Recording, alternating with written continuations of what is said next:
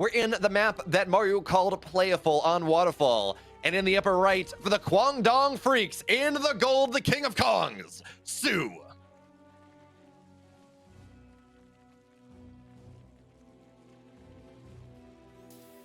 All right, and down here in the bottom left-hand side of the map, we have our purple Terran player from Team Liquid. He is Clem. You know, Ravi, you said that you favor Clem here. soO has maybe not been as good, but Clem and soO played an incredible series in WTL in the ace match, effectively to determine whether Liquid would make the playoffs or not. And soO, it was actually, I believe it was on Waterfall actually, and soO led that one from pole to pole. It was a close game, but soO looked incredibly good in that matchup. And you talk about soO maybe struggling against the faster players.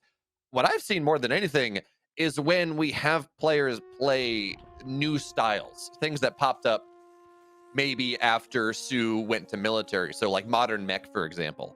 And he didn't seem to quite have the understanding of how to deal with that yet.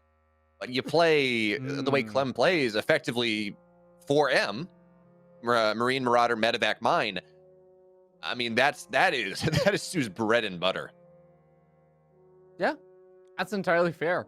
And I am interested to see how things are going to go. I think the last time they actually played was in Home Story Cup. They played in the group stages, and Clem did take that series 2-0. But you're right that overall, soO has actually had a pretty decent win record versus Clem. And, you know, like you were saying, the old school style of like Marine, Marauder, Medevac, Mine is very much so the era that soO was extremely good at StarCraft 2.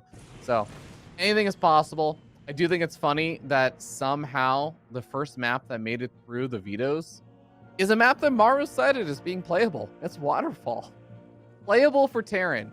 This is a surprising map to see make it through the vetoes. I think it actually fits soO's style just a little bit, funnily enough, where, oh, this is good micro here from Clem. He gets one. Oh, he gets 2 lings. Is he gonna? No way. He's not gonna get all 4, but he's gonna maybe, no, he's not gonna get the drone. I would not have minded seeing Clem die for that. I think he could have gotten all 4 lings and then maybe run through the main and avoided the queen. But of course, that's always questionable, right? You don't want to lose the Reaper that early. But if Clem got all 4 lings, I mean, that would maybe make me I'm like, yeah, you know, I think soO's in a fairly good spot here. He's looked good against the old school style. Well, yeah, if you're able to do that. But 2 racks on the way here, Robbie. That's a little more aggression than we're used to seeing. Yeah, gonna be able to put on a little bit more pressure here. It does still have the 3rd CC and everything on the way, so we'll see how exactly the follow-up is gonna look here from Clem. But for now, I mean, that Reaper is just going to continue to sort of be annoying. Clem is actually so good at just continuously, I mean, everyone knows he's so fast, right? He's good at continuously putting on multi-prong aggression and stuff. So I do like the idea of Clem getting up his Marine count a little bit earlier on, being able to just put out a little bit more pressure out onto the map. This is also Waterfall. This is a very short rush distance map between the 2 players' bases. So I think earlier you can get out units, the sooner you can be aggressive, the better it's going to be for a position or a Terran player like Clem.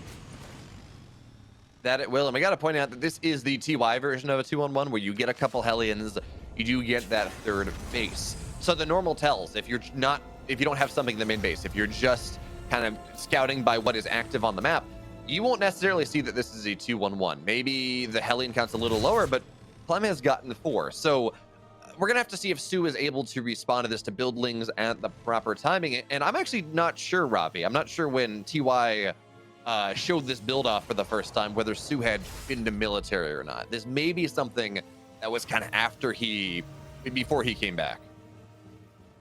Yeah, I have no idea. You know, you'll have to ask someone with a photogenic memory or something like Rotterdam, because I am terrible with these kind of dates. I frankly cannot remember what day players came back from the military service, because I still struggle to I actually don't remember what I ate for breakfast today. Like, I'm the wrong person to ask about that. Well, you know, it's important. Kelliser taught us that you should eat breakfast, and you know, healthy mind, healthy body. So at least you're halfway there. If you can, at least you remember you had breakfast, and that's useful. You know, I'm actually not sure if I did. You know what?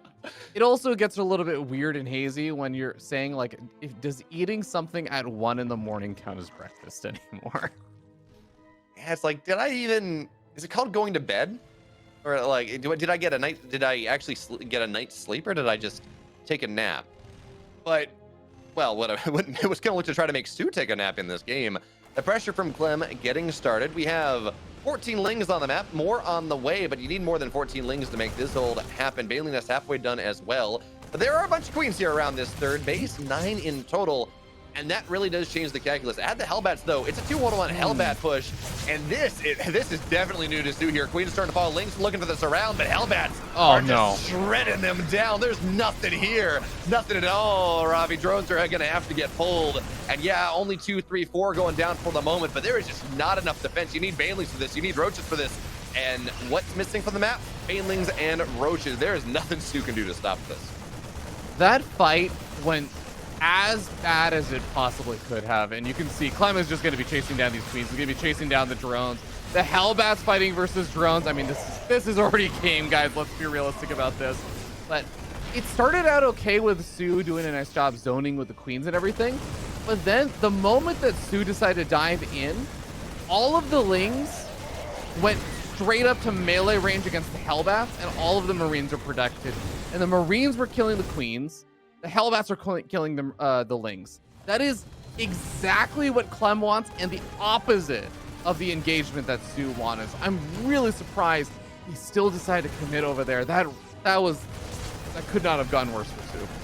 Yeah, a little bit of a panic there, but this is not a situation where he could have said, look, I'm going to give my third base up. I'll rotate over. There we have it. Clem takes game 1 because Clem had his third base. You'd then be a 3-base Terran versus a 3-base Zerg versus the 3-base Terran. He had to hold the 4th, and those 16 Marines with the Hellbats, they were going to start to run in and draining, I guess, too much queen energy. So we felt like, look, I got to take a fight now. It may not be the best fight, but I got to sell out. And unfortunately, well, the supply chain being what it is, he sold out and he didn't get anything more. Yeah, definitely rough there. Nice job by Clem. I mean, I feel like actually one of the downsides of Waterfall is that it's actually a very open map in a lot of ways. It's a short rush distance map, and that's why Terran players like it. But I actually feel like there's a lot of open space on that map, which usually can be favorable for lings getting surrounds on a Bioforce and Hellbats and things like that. But Clem found a way to just hug all of the right walls to gradually still make his way over to that good old mineral line and everything, and find like that beautiful engagement right there. I almost wonder. I'm trying to think back. Like I trust soO a little bit more than I trust my own judgment on this. But I do wonder if soO would have maybe had a better opportunity if he just waited for Clem to move a tiny bit further forward off of the ramp, and he maybe would have had a better chance. But I think Clem was pretty close to the mineral line, so maybe soO is right. Maybe he was already in a tough spot from that point on.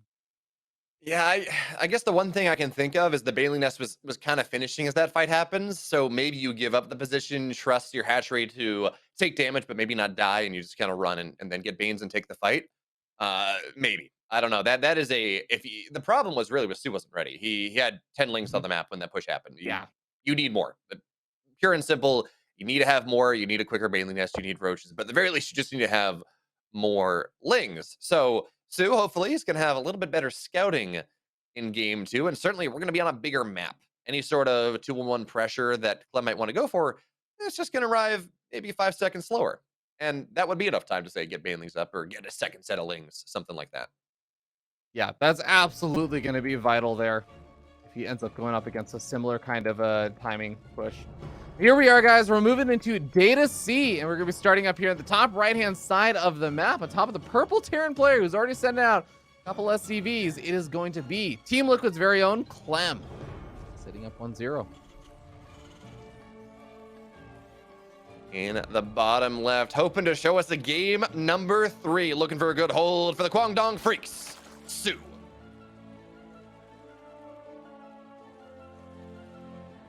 And Clem is just trying to pull a rogue. You know, we've been so looking forward to this game the last 2 days. The last 2 days, and Clem says, no, I'm going to end the entire series in less than 10 minutes, and they're going to be kind of bops. Have fun. There you go, man.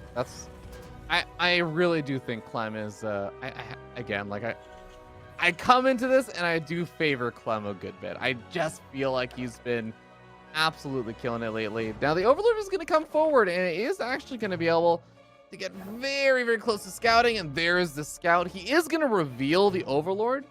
For those who don't know, Overlords have slightly higher vision radius than just the buildings or the SCVs. So you could theoretically see the barracks and then immediately retreat back, but soO sends it all the way in, maybe just want to confirm it's 2 barracks, not 3.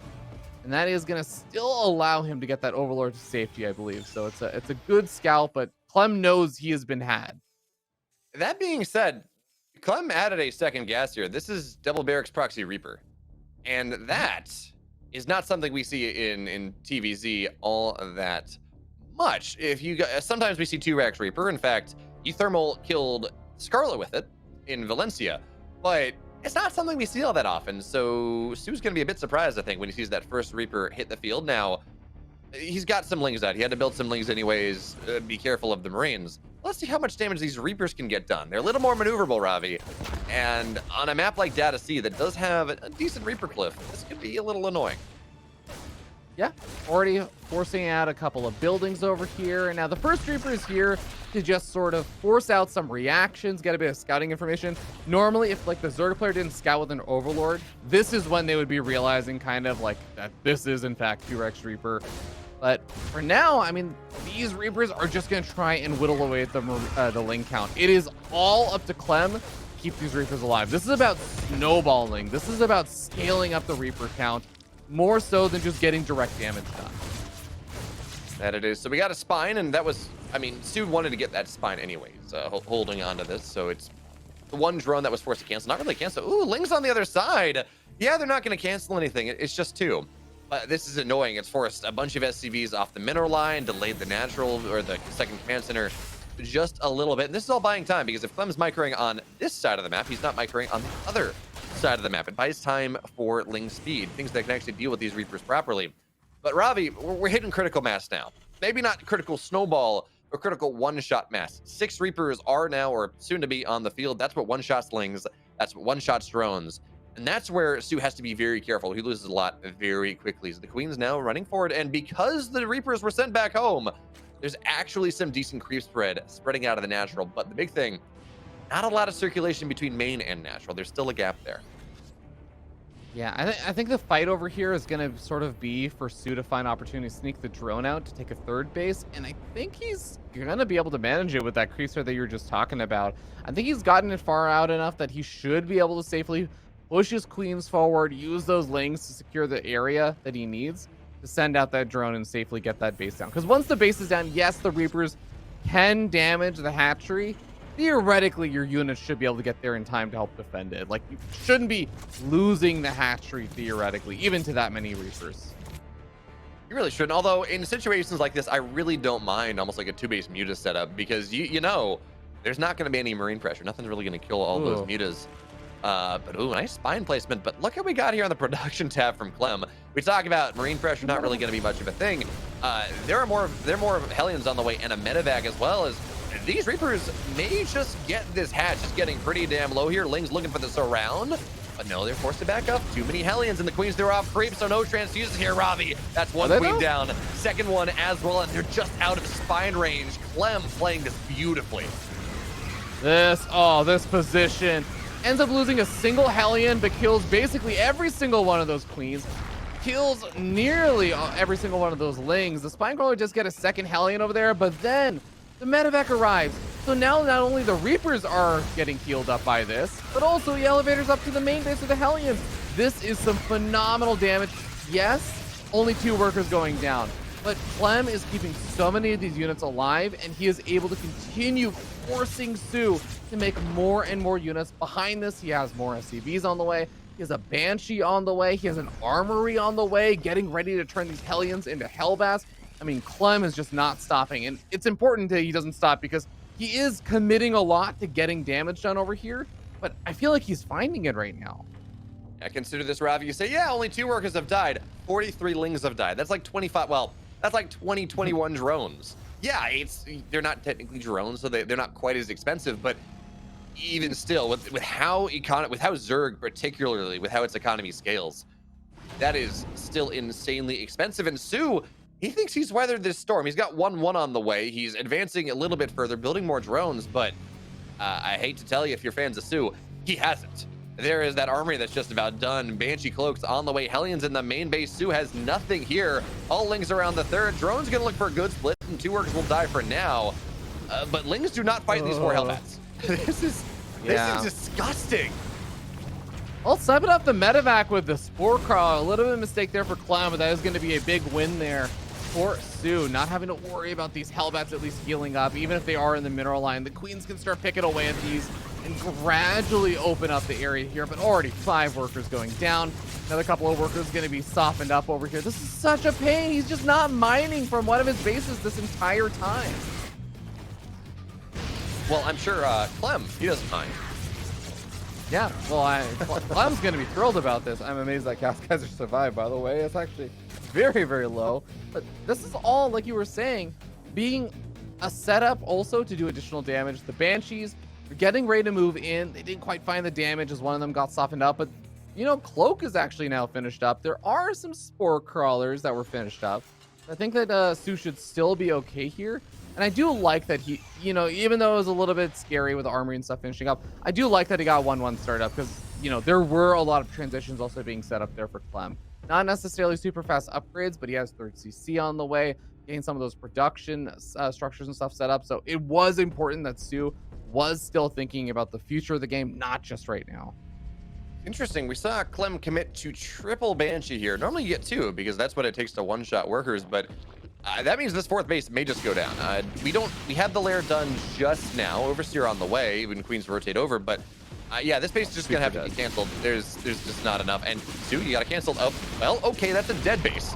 Kill not a cancel there. Minus 375-ish minerals, the base plus the cost of the drone plus another drone. And that's awkward. But soO, he has at least been allowed to get a lair. He has been allowed to at least exist in the mid game, even if from a pretty problematic position. So there's a Spire going down with his 1-1 complete. And soO, if there's one thing he's good at, it's mutiling Bane.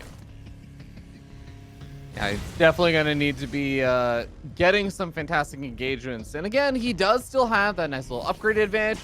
Okay, Banshee's getting caught by the Queens. One Banshee ends up falling. Still got enough to one-shot those drones like you were talking about. So maybe Clem going to send those back home to repair on up and help out with the push because Marines not complimented by any medevacs. Okay, the medevacs have surely got to be coming across the map, right? Because this, you don't just send stim Marines with a siege tank, right? This would be not pushed without them. Right? Here they are coming in. Okay. Yeah, it's just the vanguard force of Clem. But what I want to point out is this push comes in here in even more earnest. soO was banking a lot of gas, again, trying to get ready for the mutas, which, considering the game state, now you just get as many mutas as you can later on. So he very much delayed Baneling speed, whether by accident, whether on purpose, I'm not sure, but that means that Baneling speed could be finishing up right now. And instead, it is halfway done, and we all know Clem's target fire is a work of beauty. So Lings run forward, looking for the surround here. Clem, how good is your target fire? Well, he's just going to get it with the tanks. Good splits here. Yeah, the Hellbats, they're going to tank that one. Every single Baneling goes down. soO's got a second set, but it is only 5. And now this push on the 4th base once again. I think we're going to see soO lose it for a second time, unless we see some magic, some miracle happen. The Lings get on top of one tank, but not the second. The Queens run forward, running out of energy here, and some are off wheat. So now, 2 Queens will go down, 3 Queens go down. The spine is going to show up here, but maybe just too little, too late. The Banshee's doing so much now. There's just too much in the air, really. The Queens, they're all dead, and what are you supposed to do now here, soO? Yeah, it looks like a siege tank will have to be picked up by the medevac. Doesn't quite save it in time. And I was going to say, really nice pickoff earlier from Clem. He identified that there was just the Overseer a little too far forward. He actually target fired it down while the Queens and everything else was over there. So it was a direct target fire. And say, I'm just going to kill the Overseer, and now my Banshees can kill the rest of your units there. So Clem gets some additional value trades. He is up a lot of supply. The upgrades have evened up for a while, but now 2-2 is about to finish up. This is do or die moment here for soO. He has to take some phenomenally good engagements on creep with Baneling speed and 2-2 upgrades. Can he salvage this game? And the meters are starting to get something here, but oh no, soO's just diving outside. You do not want that. But here comes soO, last ditch effort, trying to get on top of things before Clem is ready. 2-2 now done. He gets actually some really decent connections here on the Marines, but There's just too much. The ring comp on the right side is not going to go down, not easily. And yeah, soO does get a tank. Yes, he gets 6 SCVs, but these Marines, they're going to get another Muta. soO, he needs just a little more time, a time that Clem will not get him as he just smashes him upside the head with a day-old baguette.